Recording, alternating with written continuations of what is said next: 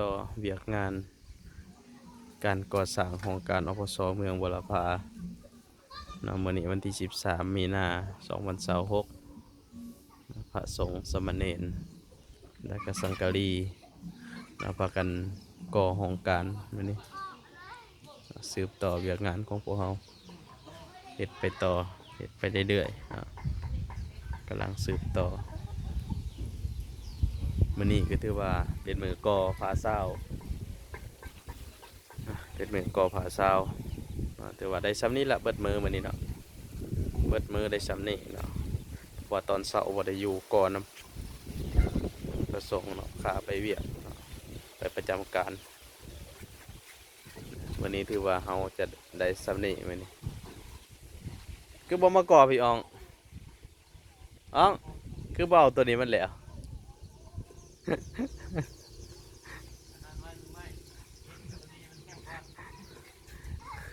โจเอาสวดเอานี้มาทับนี่ลงให้นี่นี่มาเฮ็ดให้มันเพียงในนี่นะนี่มาเฮ็ดมันเพียงให้นี่นี่คุ้มนี่นะเอาส่วนมาทมลงนี่นะ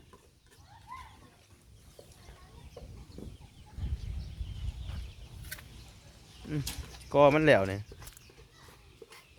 นี่ทับลงแล้วก็ส่วนลงมันเต็มเนี่ยไปใช้มือเบ็ดนี่เว็ดนี่ไปใส่ใส่กระบะให้มันไปคนไม้ให้มิ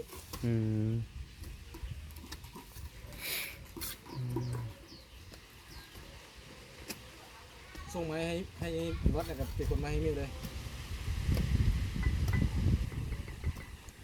มาซอยเดี๋ยวได้ประเทศคานเลย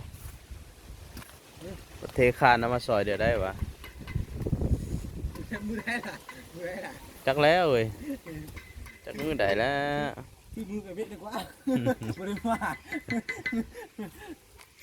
ว่าหน่อยบ่ได้เทคานมันสบายอยู่เทคานนะบัดเอาดินเข้าพอแล้วเอาดินเข้ากับขอให้งานชาวบ้านนะมาเนี่ยมีดินนี่หรอวะเอาดินน้ำพังวะเอาดินนี่แหละทำจากขับดินทรายเนาะใช่บัวให้หน่วยสาขาไทยอันนี้นั้นบ่อันนี้นั้นดิ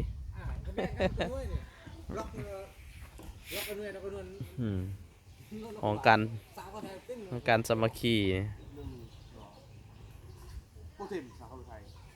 นี่นั่งช้างล็อกหนึ่งกับบ่าล็อกหนึ่งน้ำหน้าต้องทิ้งหัวเกี้ยว3บอกแล้วเราลุดปวดเงาอยู่ตะลุมแล้วที่ข้าวขึ้นไปไหนให้เราทูหาเขาได้ซื้อเขาคือเก่าหั่นล่ะนี่ผสมปลาเดียวก่อเอาเฮ็ดไปไก่สิแล้วล่ะเอาไว้กระตู้ไว้ไก่สิสำเร็จแล้วนี่นะนี่จานกระตู้อิ่มทองของประธานอบสเมืองหัวหน้าของการบริหารได้ไหนหัวหน้าของการลงมือเองมันนี่นะใช้ได้หลายรถปูนนะเปื่อนแล้วนี่มันแข็งโพดหัวหน้าของการเพิ่นลงมือเองมันนี่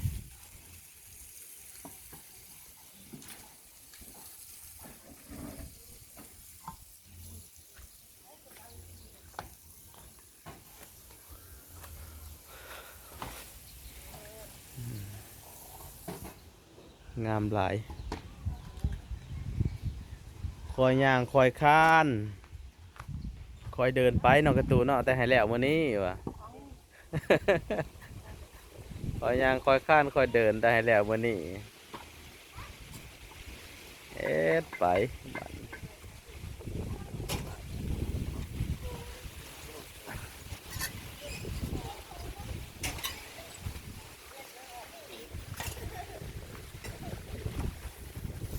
มันคักแน่ในใดยัยมันเวี่ยวได้เว้ยมันสูงโผล่ทางนี่เอาลงในได้ไหมเนี่ย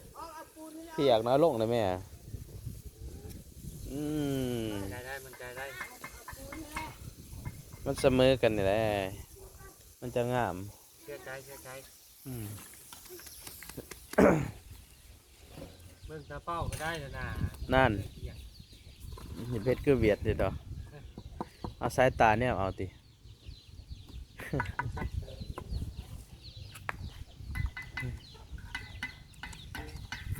นได้ดีแรง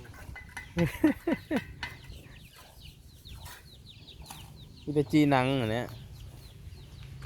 มันจะหน่อยเนาะออมหนังใส่ขี้เล็กเอ้ยพนักงานสมปูนเฮาเอ้ยพ่อก่อนบล็อกร้ายแล้วบล็อกน่ะมันเหลืออะไรเนี่ย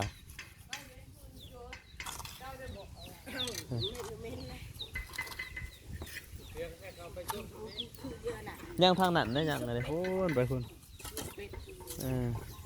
บ่ผ่าส่วนมาใส่ร้ายสมอยู่เบื้องนี้ก่อนสมัดเน้นหน่อยนี่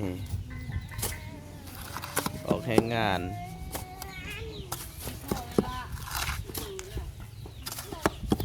พูดแล้วไปพูดล่ะแจนั่นอันน้ำเซอร์